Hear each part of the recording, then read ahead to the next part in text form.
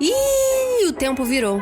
A gente deveria viver num mundo em que as relações ecológicas pautam as relações econômicas e não adianta a gente se dizer feminista e ter práticas que possam violentar outras mulheres, outras espécies ou violentar a natureza. Então, muitas viroses emergentes, fruto só ligado a desmatamento mesmo. A Amazônia é uma biblioteca de Alexandria cujos livros nós estamos permitindo que se toque fogo. Sim. Pensar a ecologia é pensar as formas de relação, de produção, do comer, do nutrir. A revolução será divertida ou ela não será. Eu sou Giovana Nader e esse é o Tempo Virou. Episódios novos toda terça, sempre com a presença de convidados especiais. Gente, respiro, né? A gente tem uma política aqui no Tempo Virou de quando a gente sente que tá numa sequência muito pesada, é sempre bom intercalar com temas mais leves, até porque chega uma hora, como tudo na vida, que o excesso de conteúdo, principalmente quando esse conteúdo é denso, apocalíptico, começa a se tornar contraproducente, né? Então a gente fica exausta, paralisada, desiludida. Por isso que eu acho sempre importante esses respiros, recarregar as energias e aí sim voltar com tudo. E aí que a gente pensou em trazer leveza falando de um assunto que toca o coração de quase todo mundo, que é a sétima arte. Todo mundo gosta de cinema, de filme. O cinema tem esse poder de sensibilizar as pessoas, então ele pode ser um instrumento muito importante de transformação. Então o episódio de hoje vai ser uma grande biblioteca ecológica que só vale filmes, e claro que a nossa convidada e eu, vamos comentar mais sobre esses filmes, sempre tentando pontuar o porquê desse filme ter sido escolhido para um podcast socioambiental. Então vamos fazer aquela pegada meio transmissão do Oscar, como se a gente tivesse a categoria filmes sobre a questão ambiental, e aqui a gente selecionou todos os indicados. E para ser a nossa Glória Pires, brincadeira, para falar com a gente sobre esses filmes, eu não poderia trazer outra pessoa que não a querida cineasta, apresentadora, atriz, diretora, produtora, podcaster no nosso podcast de cinema e agora professora de cinema no nosso curso de cinema, Marina Persson, até que enfim. Nossa, que apresentação mais massa, vou copiar e colar agora sempre ela. Amando que você tá aqui, viu? Obrigada por estar aqui. Eu também. Eu ouço sempre. O último que eu ouvi agora foi acho que tem umas 2 semanas, o do João, muito bom. Eu adoro esse podcast. Não, e eu quero contextualizar, porque apesar das pessoas conhecerem a Marina por todos esses atributos que eu falei aqui antes, pouca gente talvez saiba que Marina é super ecológica, tá? Tem alimentação saudável, faz sua própria kombucha, ela e Gustavo, seu companheiro, fazem seu próprio pão, Marina tem horta caseira, então ela não caiu aqui de paraquedas, e inclusive você que me ensinou muita coisa do que eu sei. Jura? Ai, que bom! Você é super referência. E eu tô super orgulhosa da sua horta, que eu sempre vejo, eu lembro de você falando, queria tanto ter uma hortinha e tal, e você morava num apartamento que não tinha espaço, né, pra isso, e agora eu fico vendo, tá tão lindo, e é muito legal isso, né, da gente se conectar com a natureza. E antes da gente começar a falar dos filmes que a gente trouxe, que a gente selecionou, eu queria falar de um assunto que eu não fazia ideia e que eu achei muito interessante, que é a discussão muito forte dentro da indústria do cinema para tornar os sets de gravação e toda a produção de um filme mais sustentável, né, e ainda tem muita coisa pra mudar. Conta pra gente um pouco dessas movimentações. Olha, isso é uma luta muito, muito longa, né? Assim, já tem há bastante tempo. Eu mesmo, quando filmei o Califórnia, em 2014, a gente fez depois o Canção da Volta, que eu fui atriz e o Gustavo dirigiu. Foram 2 filmes que, assim, a batalha com o produtor de set pra gente conseguir fazer um set sustentável é gigante. Porque é claro que, assim, demora, assim, é uma coisa que consome tempo, né? Você fazer todo mundo ficar consciente de que você tem que destinar o seu lixo para o lugar certo, e set produz muito lixo, seja porque as pessoas tomam café e cada cafezinho é um copinho de plástico, seja porque na própria alimentação muita coisa jogada fora, né, plástico, é alumínio, é quentinha, é talher de plástico, que além de ser uma coisa horrível de comer, eu não gosto, ainda gera lixo, e o próprio cinema, né, faz bastante lixo, com cenários, com madeira para você construir, enfim, né, a cenografia, ela depende muito também de materiais que depois vão ser descartados. Então, é uma luta muito das pequenas coisas, mas que demanda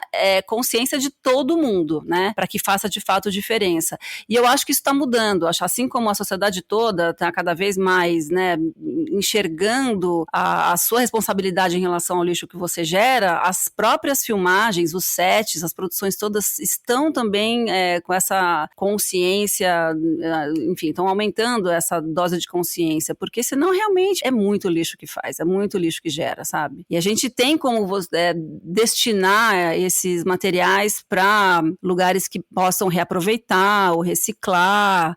Então, é isso, assim, é uma luta mesmo. Agora, um aspecto super importante para falar sobre o cinema também, Gi, é o seguinte, que o cinema, né, o audiovisual, de uma forma geral, é uma ótima forma de você gerar riqueza para o país, inclusive, né, para o PIB, sem destruir o meio ambiente, porque imagina, você transforma uma ideia num produto que pode gerar milhões, né? Milhões de dólares, né? Pensa na indústria americana. O cinema é o segundo produto de exportação americano e que dura muito tempo. É isso, assim, na verdade, investir em cultura é uma ótima maneira de você gerar emprego, porque gera muitos empregos, e de você ter riqueza.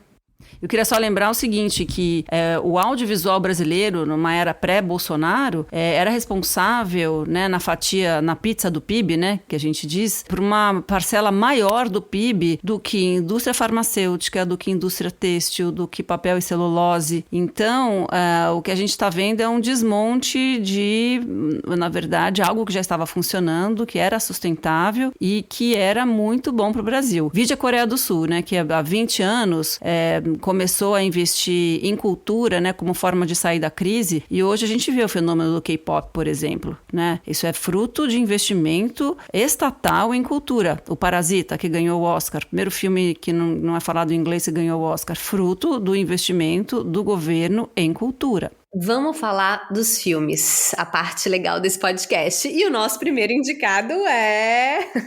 Má, eu acho que a gente pode começar falando do Nomadland, né? Que ganhou o Oscar, eu já citei ele aqui. E eu acho que vale começar por ele porque ele passa uma mensagem que não é nem tanto ecológica, mas é de uma revolução interna, né? De propor um novo mundo dentro desse sistema com um novo estilo de vida. Então eu queria ouvir as suas percepções sobre esse filme e qual que é a relação, né, que a gente pode traçar desse filme com a pauta aqui. Olha, eu acho que você falou tudo, Gi. Eu acho que ele não é o Nomadland não é um filme que você fala ecológico, né? No sentido, assim, de que ele não traz essa questão na superfície. É um filme que você, em princípio, ele é muito mais sobre uma desigualdade, né, da sociedade americana, de uma sociedade muito capitalista, muito calcada num sonho americano, né, que é insustentável, né? A gente tem que lembrar que os Estados Unidos, se não for o país que mais gera lixo no mundo, é um dos, né? Tá lá entre os 3 primeiros, com certeza. E você vê que pelo modo de vida deles, assim, não só na questão da geração de lixo e de carbono, de CO2, é muito grande, mas o sonho americano do capitalismo, né? De você ter que ter uma casa, de você ter que ter coisas, que é muito calcada no poder aquisitivo e no quanto você possui de coisas, é nesse sentido que eu acho que o filme é sustentável, né?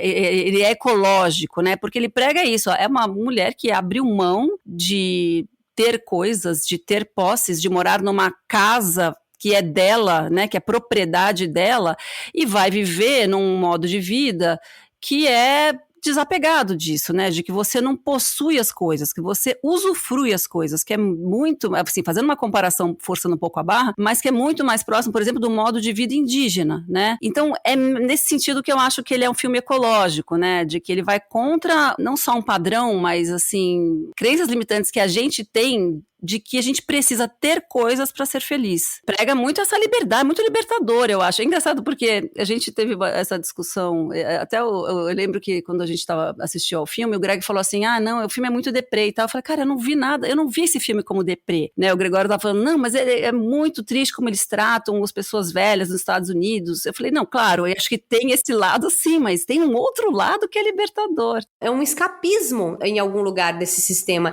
E é engraçado que a ecologia aparece nele justamente quando todos estão ali com seus trailers, né, com as suas vans, e eles vão justamente, o encontro deles no deserto, na natureza, né, então tem essa coisa também de o apreciar da natureza, né, como as pequenas coisas da vida.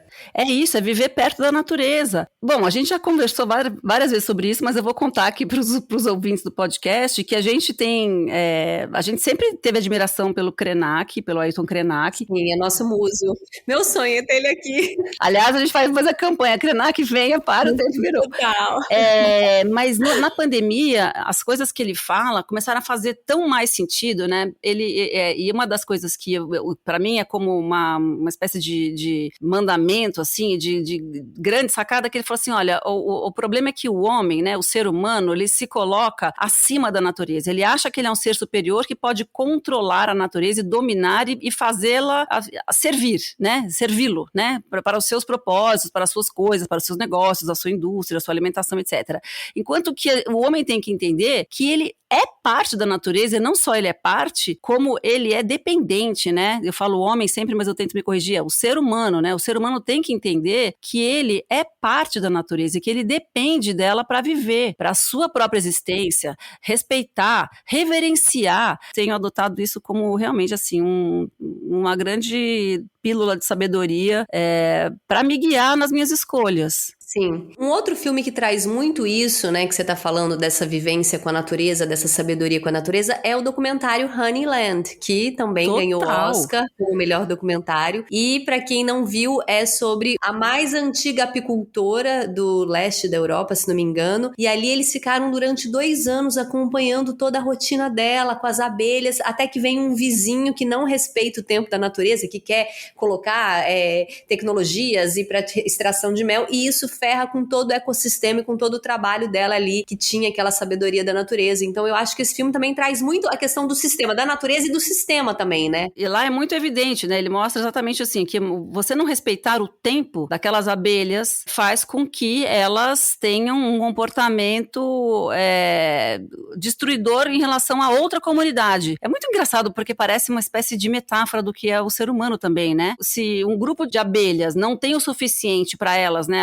O ser humano passa a retirar o mel daquela colmeia antes do tempo, elas vão atacar a colmeia das abelhas vizinhas. Então, eu não sei, eu achei esse filme muito triste, mas ao mesmo tempo muito bonito, assim, ilustra muito bem o que um comportamento ganancioso, o comportamento que não respeita mesmo, né, assim, os tempos, a natureza, o que pode acontecer. Total, ele foi muito, disse muita coisa, né, através daquela ação dela ali. O que eu acho legal é assim, que documentários como esse, como Honeyland, ou como o meu professor Polvo, na verdade, minha professora, né, que é uma polva, que a gente assistindo ao filme sabe que é uma polva fêmea. É legal que esses filmes estejam chegando no que a gente chama de mainstream, né, estejam chegando no Oscar, que às vezes não tem nem esse interesse ou essa preocupação, despertem para uma consciência através do cinema. E eu acho até que a ficção, ela tem um poder ainda maior, porque o documentário, ele é isso, é um fato, né,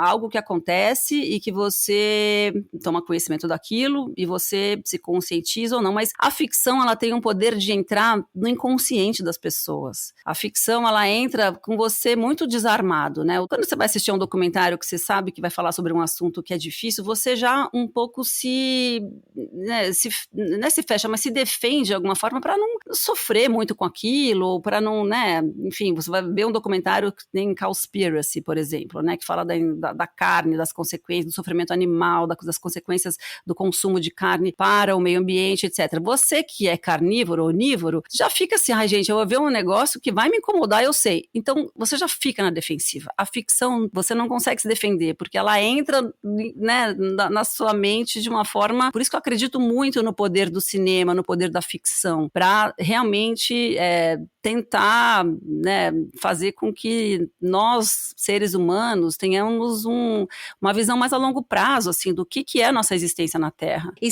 foi interessante que você citou ali o professor Polvo, né, falando de ficção e ainda assim citando o professor Polvo como dentro de uma ficção que é isso, é uma ecologia profunda na veia, mas é um documentário também, né? Como que ele conseguiu, através de um documentário, mas também de uma vivência, eu acho que isso que tá mais incrível nos documentários, tanto como foi o Honeyland, como o Professor Polvo, de colocar essa vivência de quem tá falando, tem toda a história do cara por trás, da vivência deles, daquela população da África que ele aprendeu muita coisa quando ele era mais jovem, aí depois a situação dele mergulhando toda a vivência, o relacionamento que ele foi criando com essa polva, né? E como que é um documentário, não deixa de ser um documentário, que aí tem ele falando lá, mas também é muito em cima de uma ficção, que é o que você falou, muitas vezes consegue quebrar uma bolha, né? É furar uma bolha que a gente tá tentando furar. A gente até depois foi ler, depois que a gente assistiu, falou, não é possível que ele tenha conseguido fazer, porque inclusive tem filmagens dele, então eles fizeram depois umas filmagens adicionais para montar aquela história que é, na verdade, um resumo, né, daquela vivência daquele ano que ele conviveu com aquele ser, com a polva. Claro que isso é mais eficiente, porque isso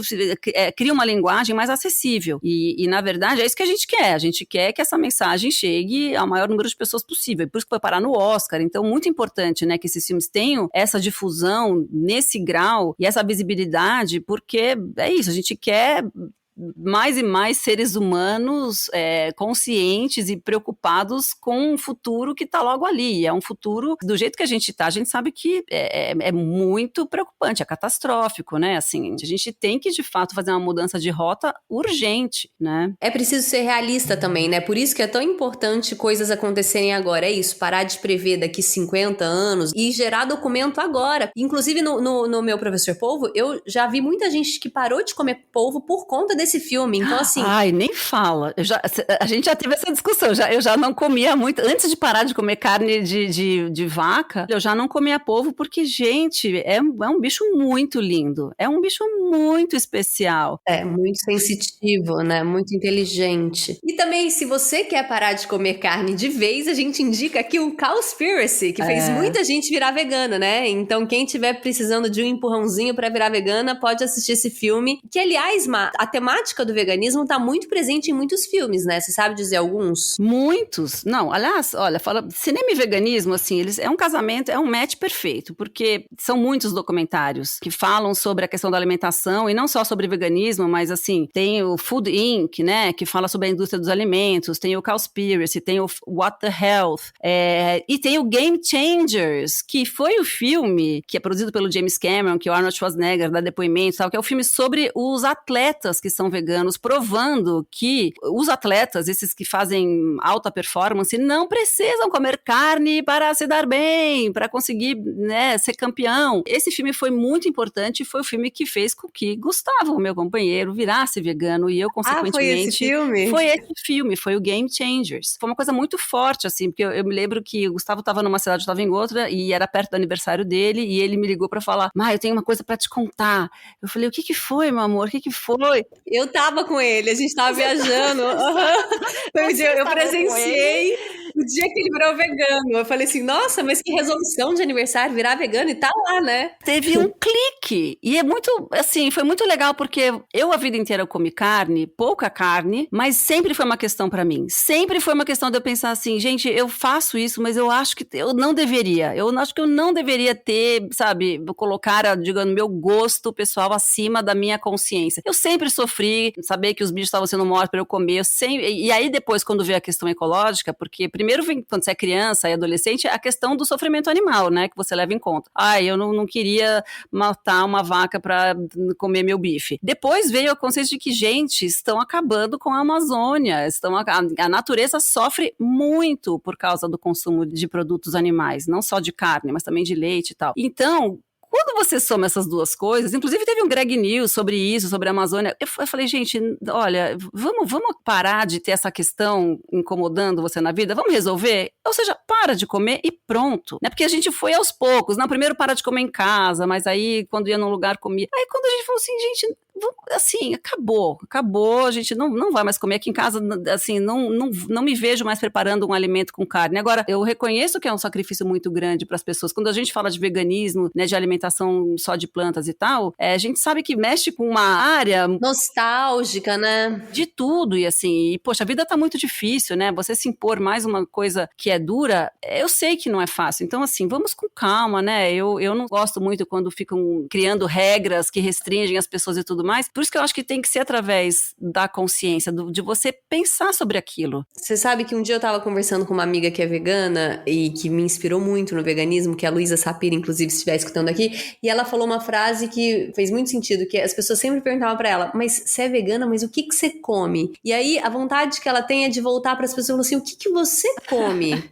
Né? Porque assim, o veganismo me abriu tantas portas, tantas alquimias, tantos sabores e grãos, e que eu nunca tinha explorado, porque eu sempre fiquei naquele caminho mais fácil. Então assim, eu acho que também é um processo e é a pessoa abrir para essa consciência da maravilha, do portal, da alquimia entre os alimentos, né? Não, o mundo vegetal, ele é tão mais rico do que o mundo animal. Pensa nisso. Você tem quantos tipos de carne que você come e quais as formas que você faz? Quando você pensa no mundo vegetal, gente, fora que assim, a gente é muito colonizado, né? A gente acaba comendo sempre, muitas vezes, alimentos que são cultivados aqui no Brasil e tal, mas que eles não são originários do Brasil. Então agora também eu tô numa outra viagem que é muito legal, que é o mundo das punks, que você já falou, inclusive aqui no Tempo Virou, com algumas pessoas, e que é um mundo muito vasto, muito incrível. Eu brinco que quanto mais eu estudo, mais eu sinto que eu não sei, porque cada coisa que você descobre é uma porta que se abre para muitas outras portas, entende? Sei lá, o mundo dos cogumelos nativos brasileiros, entendeu? A gente fica comendo só cogumelo Paris e shimeji e tal, mas assim, tem muito cogumelo brasileiro, sabe? E a gente tem medo, porque a gente acha que o cogumelo vai matar. Pro brasileiro, assim, cogumelo ou é alucinógeno ou mata, né? Ou é tóxico e é veneno. E não, gente, tem muito cogumelo comestível que a gente não conhece.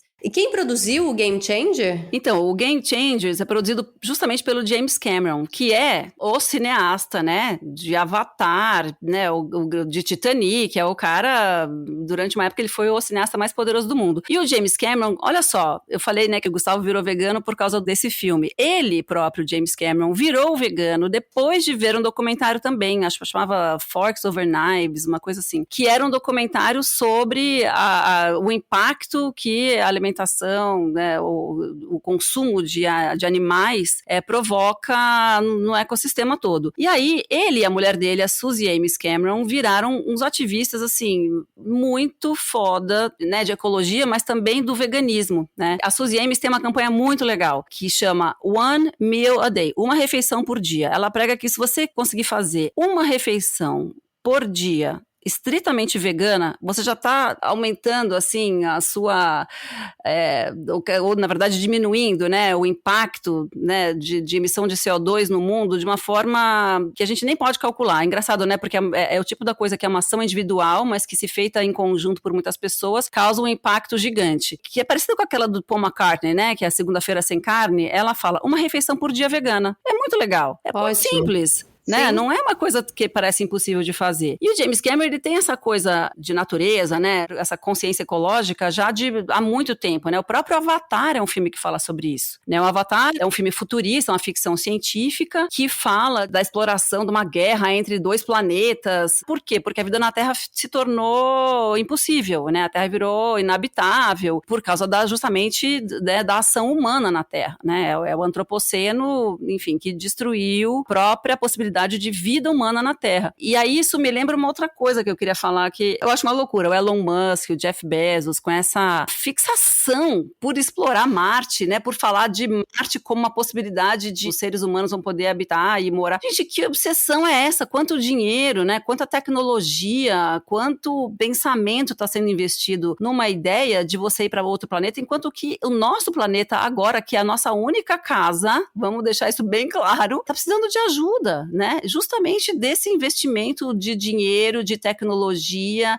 de estudo, de pesquisa, de saídas possíveis. E na mesma linha do Cowspiracy tem também o Seaspiracy, que foi lançado pela Netflix esse ano, parecido com o Cowspiracy, mas sobre a indústria da pesca, né? Aquela mesma ideia, quanto mais a investigação vai avançando, mais ele percebe que o problema é bem mais embaixo, que é uma verdadeira conspiração, né, das grandes corporações, indústria gigantesca, pesca mundial, enfim. Não, porque é uma tristeza, né? Passam umas redes, assim, eles vão pescar o peixe, mas eles passam umas redes que vão carregando tudo, cavalo marinho, estrela do mar, tartaruga, coisas que vão ser depois, que vão morrer por nada. Mas o que eu queria saber desse filme, que ele foi muito comentado, teve muita crítica, né? E é isso que eu queria te falar. Documentário é aquilo. A gente sabe que a gente tá assistindo, pensando que tá vendo uma reportagem investigativa, mas na verdade a gente tá vendo uma narrativa que o diretor escolheu passar. Volta no Professor Polvo. É isso, é sobre a narrativa. Você tá fazendo um documentário, mas como é que você vai colocar a sua história dentro do filme? Então tudo ali é muito bem roteirizado, muito bem pensado, né? Game Changers tem, o Seaspiracy, todos eles têm um viés que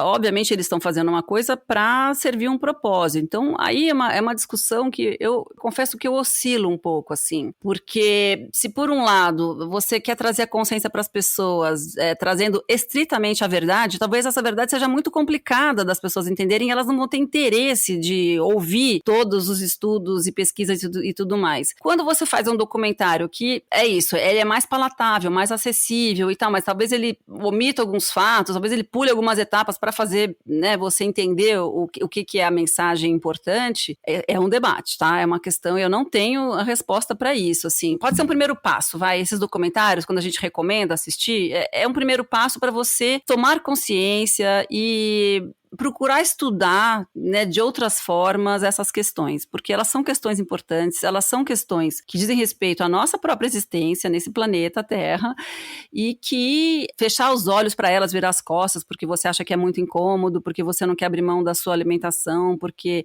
você acha que isso vai ser um grande sacrifício, não é a saída, entendeu? Então, eu não sei se eu tenho muita opinião formada sobre isso, não. Claro que me incomoda. Eu, pessoalmente, me incomodo quando eu vejo uma coisa que tá muito enviesada. Importante dizer que ele não inventou dados nem fatos, mas ele evidenciou, né, aqueles que mais interessavam. Muitas cenas são encenadas. O próprio Professor Polvo também, né, quem filmou ele? Isso foi filmado depois, né, para ser montado. Aquele é um resumo, né? Que faz parte da magia do cinema.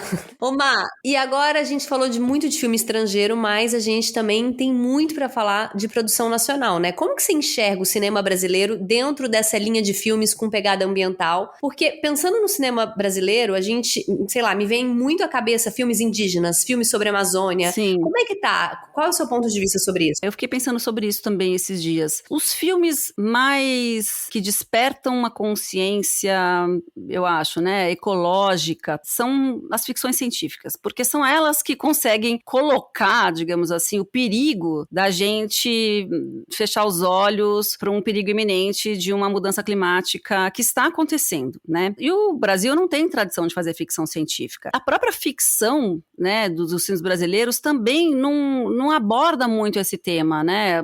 Sei lá, eu tenho Brincando nos Campos do Senhor, que é do Hector Babenco, já é um filme bastante antigo, né? Já foi feito há muito tempo, e ele não tinha tanto a consciência, digamos assim, ecológica da floresta, era mais do ponto de vista dos povos originários, né, dos indígenas. Tem o Tainá, Uma Aventura na Selva, que, claro, de alguma forma busca despertar uma abertura e uma consciência nas crianças, e aí eu acho que, vou abrir um parênteses aqui, eu acho que a educação infantil das crianças, ela tem que passar por ecologia. Isso a Regina Casé que me falou outro dia, ela falou assim, eu falei, Regina, o que você acha que seria uma solução, né, para a gente ter uma consciência ecológica na sociedade brasileira? Ela falou assim, você tem que ensinar nas escolas, tem que chegar nas escolas e colocar como matéria obrigatória, por exemplo, as crianças saberem os nomes das árvores. Por exemplo, cada criança tem que saber o nome de pelo menos uma árvore. Saber que aquela árvore, ela demorou tantos anos para crescer, que tem árvores que estão aqui há 200 anos, há 300 anos, há 400 anos, e que você não pode derrubar uma árvore que tem 400 anos. Isso é muito errado. Falando em Regina Casé, não podemos esquecer de Estevão Ciavata. Ah, é verdade. Fez um documentário em 2019, Amazônia Sociedade Anônima, que é justamente, né, denunciando toda essa questão da grilagem, do roubo de terra, e que acontece na Amazônia, mas parece que ainda tá camuflado. Agora sim a gente já vê esse assunto chegando, né? Agora eu digo 2021. A gente vê esses assuntos nas primeiras páginas do jornal, no Jornal Nacional, que é um avanço, mas assim, foi de muita coragem. 2 anos atrás, parece que tá tão próximo, mas ao mesmo tempo, né, tanta coisa mudou. Ele fez um documentário relatando sobre essa ação da grilagem, né, e como salvar a Amazônia dos grileiros. O Estevão e a Regina, eles têm esse ativismo, né, essa coisa que é muito antiga deles, porque eles começaram fazendo um pé de quê, e acho que é justamente por isso que a Regina fala, né, da importância da gente ensinar os nomes das árvores para as crianças, né, pra gente conhecer, porque muitas vezes a gente não sabe nem o nome das árvores, né, parece muito absurdo num país como o Brasil, né, que é tão cheio, né, de coisas lindas, né, a gente não conhece, e que isso foi um caminho sem volta para eles, entendeu? De que o fato deles conhecerem e se encantarem com as árvores fez com que a vida deles também, depois disso, fosse toda pautada pela ecologia. Não, ou até mesmo a reciclagem de lixo, né? Nunca ninguém me ensinou a reciclar lixo na escola. Exato. Nunca me ensinaram o que era biodegradável, o que era. Então, assim, um simples fato de ensinar a criança o que é reciclável, o que é, como se recicla. E aqui eu quero também, ontem eu assisti um filme, até para nossa lição de casa aqui do episódio de hoje, que foi O Lixo Extraordinário, documentário do Vicky Muniz. Uhum. Que eu achei uma obra-prima, não tinha visto ainda, tava querendo ver há muito tempo, vi ontem. E assim, o filme foi feito em 2010. Ele fez um relato sobre a importância da cadeia dos catadores recicláveis, né? Sobre os catadores recicláveis. Isso em 2010. A gente tá em 2021 e ainda assim essa cadeia tá totalmente invisibilizada. Uma cadeia essencial para reciclagem de lixo no Brasil, né? Então, assim, ele foi um visionário de ter feito isso lá em 2010, mas até hoje você vê que isso não avançou, que, né, a gente ainda tá, parece que rodando no mesmo lugar. E é um filme que foi pro Oscar, né? É um filme que foi... Aliás, você sabe que tem isso? Tem 2 documentários brasileiros, ou que com alguma presença brasileira, que foram pro Oscar, que tem justamente essa pegada. E são esses os filmes que estão, digamos assim... O Oscar, tem muitos defeitos, mas acho que isso a gente tem que dar o crédito. Eu acho que eles encaram essa missão, sabe? Que é de levar isso né, para o grande público. Então a gente teve o Sal da Terra, que é o documentário sobre o Sebastião Salgado, que fala bastante sobre também o Instituto Terra. O Sebastião é um baita ativista, é um cara muito poderoso e usa o poder, né, e a fama e o reconhecimento que ele tem no mundo para, né, enfim, para falar de meio ambiente, de floresta, da importância da gente ter floresta em pé. Ele vai fazer agora uma mostra sobre a Amazônia. O próprio Sal da Terra é sobre isso, né, na sua terra, em Minas, perto do Vale do Rio Doce, que estava totalmente desmatada e tinha virado, enfim, um quase deserto, né? Nada crescia, se você plantava as coisas, elas não cresciam, não tinha água. Acho que já tem uns 20 anos que eles começaram, ele e a companheira dele, começaram a fazer, berçário de plantas e de árvores e tal, começaram a plantar e a água começou a brotar de volta. Água! Várias fontes de água, várias minas de água, uma coisa mais linda, super emocionante de ver isso no documentário. Então, eu acho que é isso, a gente está falando de cinema e ecologia, né, esse canal de comunicação com o público, e eu acho que é isso, assim, é muito importante que a gente não só faça filmes sobre isso, mas que a gente também tenha esses filmes nesses lugares, ocupando esses espaços de destaque, como o Oscar. E aí, já que você falou de filmes brasileiros, o que eu citaria como importante aqui? Eu citaria os filmes do Luiz Bolognese. O Ex-Pajé, por exemplo, é um filme que vai muito nesse sentido, assim, eu acho que é importante a gente ver. Esse é um filme que é bastante nichado, mas que eu acho muito importante que ele seja visto e difundido, então por isso que eu tô citando ele aqui. Ô Mai, agora a última pergunta, vamos fechar com os clássicos. Clássicos. Quais filmes clássicos que você acha que não pode terminar esse episódio sem falar aqui? Olha, eu vou aproveitar para falar de filmes bem clássicos mesmo, que têm algum tipo, assim, de despertar por razões diferentes. Como agora eu tô fazendo o curso de Hitchcock, o Hitchcock tem um filme que é Os Pássaros. É um filme clássico, muito conhecido e tal, que as pessoas em geral conhecem até o título, mas não assistiram. E Os Pássaros fala isso, de uma revolta de pássaros que estão cansados da arrogância humana pra cima deles, entendeu? Então é muito emblemático, porque começa com ela indo numa loja de pets, né? E aí os passarinhos estão todos lá nas gaiolas e tal, e termina com os pássaros, tipo, revoltados, falando assim, chega, cansamos de vocês, seres humanos, entendeu? E aterrorizando colonizando uma cidadezinha. Mas eu queria falar também do 2001, do Kubrick, que também é um outro super, hiper clássico, um filme maravilhoso, que, olha só que curiosidade, o Kubrick, ele fez aquela imagem da Terra, começa o filme assim, né? Começa o filme com uma grande imagem da bola da Terra flutuante no grande, vasto universo, tudo preto, né? E silencioso, que ele coloca uma música, né, do Wagner. E aí, eu estava lendo esses dias um livro que eu queria indicar aqui, inclusive, que é o Nós Somos o Clima, do Jonathan Safran Foer. Amo. É maravilhoso esse livro. E ele conta, quando os astronautas saíram, né, os primeiros das missões Apollo, né, saíram da Terra em direção à Lua, eles tinham que fotografar a Lua. Eles tinham os equipamentos de alta definição, né, umas câmeras incríveis, com chapas de fotografia incríveis e tal, que eram muito caras e tudo muito contado, né? Eles tinham que fazer o seguinte, olha,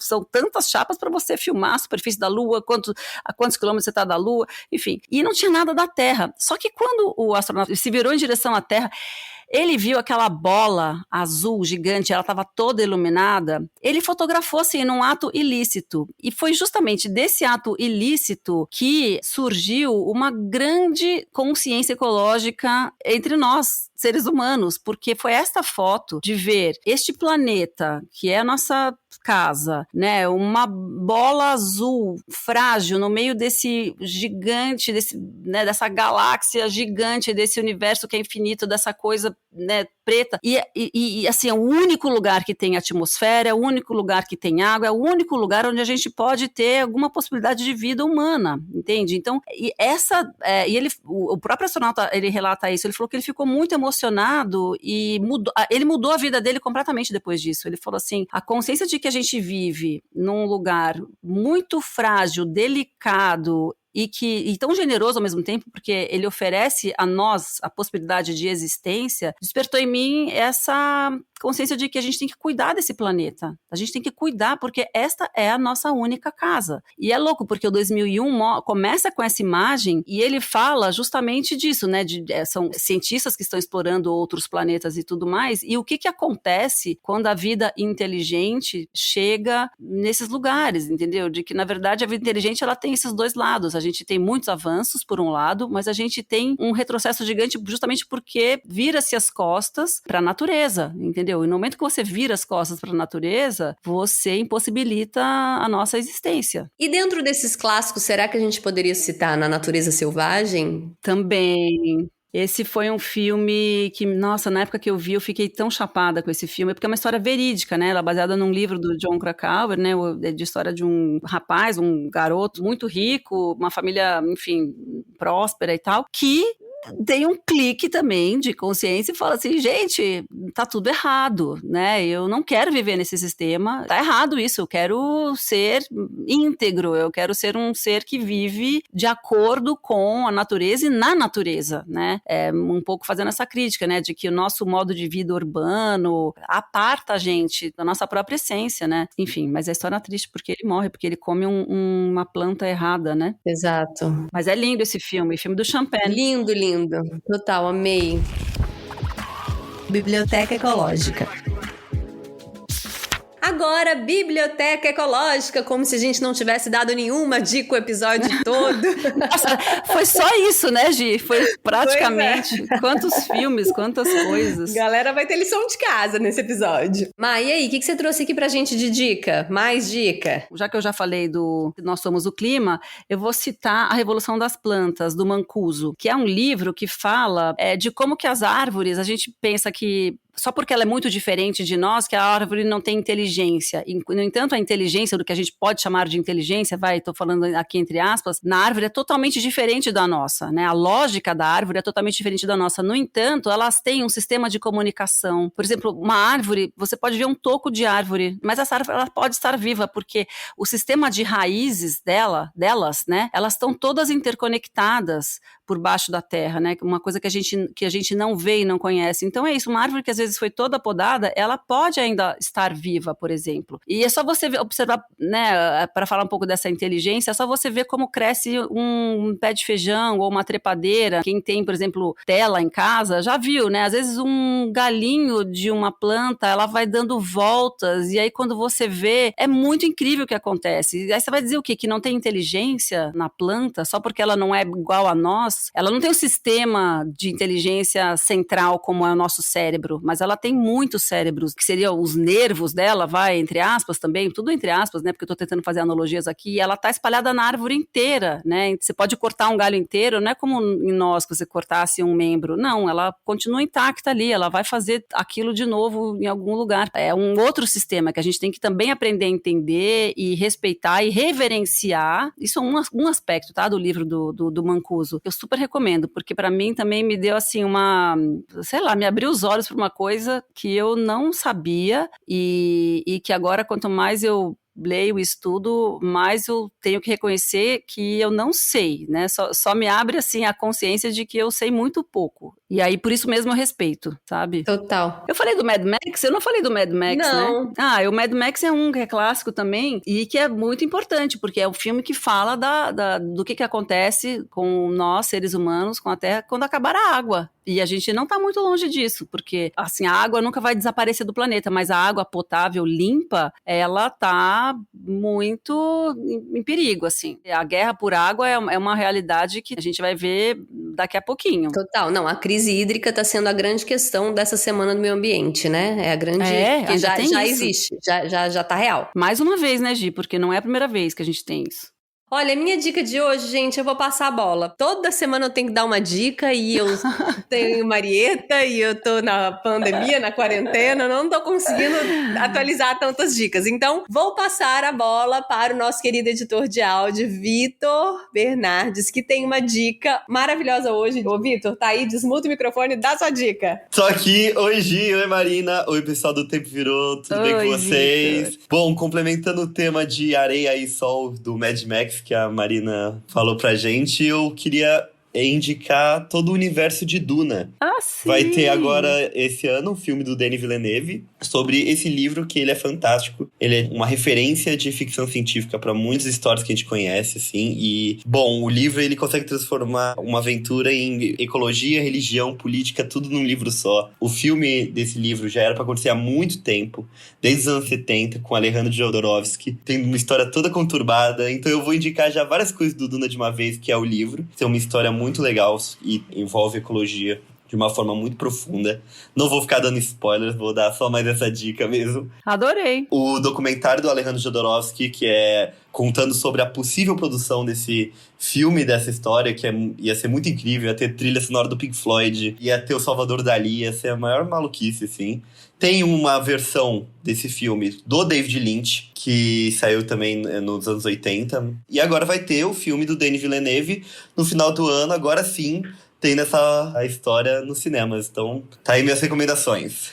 Maravilhoso. Pô, incrível. O filme do David Lynch era com o Sting, né? Sim, sim. E esse próximo é com o meu ator favorito do momento, o Timothée Chalamet. Ah, Timothée Chalamet. Sim, ele vai ser o personagem principal no filme. Nossa, tô louca pra ver. Vitor, arrasou nessa dica. Eu também, ansioso demais. Uhul, Vitor, arrasou. Obrigada, Vitor. Muito obrigada pela sua participação. A gente tem um episódio incrível. Obrigada a você. Adorei estar aqui. Eu viajo um pouco, às vezes meu raciocínio ele divaga, né? Você sabe. Bom, você me conhece, então você já sabe que a objetividade, às vezes, na fala não é o meu forte, mas eu tentei fazer um episódio leve, mais leve, como você pediu. Não, ficou incrível. O seu conhecimento é tudo e eu tenho certeza que tá um episódio lindo. E saudades, tomara que a gente se encontre num futuro muito próximo. Ai, tomara, por favor. Obrigadíssima pelo espaço aqui. Um beijo em todos os ouvintes. O Tempo Virou. É isso, a gente se vê na podosfera. Gente, é isso. Temos um episódio leve, cheio de conhecimento, cheio de dicas para vocês aí procurarem nas próximas semanas. Tem muito filme pra ver e na próxima semana a gente tá de volta. Prometemos voltar ao ataque com um tema não tão leve, mas de muita discussão. Um beijo e até a próxima terça. Esse podcast é apresentado por mim, Giovana Nader, pesquisa e roteiro de Jordano Nader, edição Vitor Bernardes, identidade visual de Teodora do Vivier e produção de conteúdo nas redes sociais Mariana Ferrari.